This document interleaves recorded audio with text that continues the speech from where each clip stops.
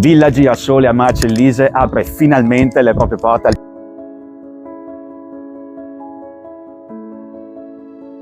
Una villa che girava di 360 gradi in 9 ore e 20 minuti grazie a questo meccanismo, la ralla.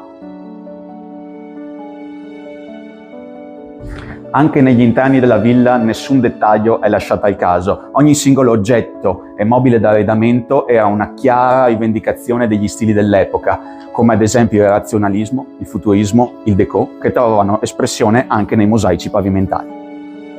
Qui potrete apprezzare le rotaie su cui poggia la parte mobile e 2 locomotrici da cui partiva il movimento.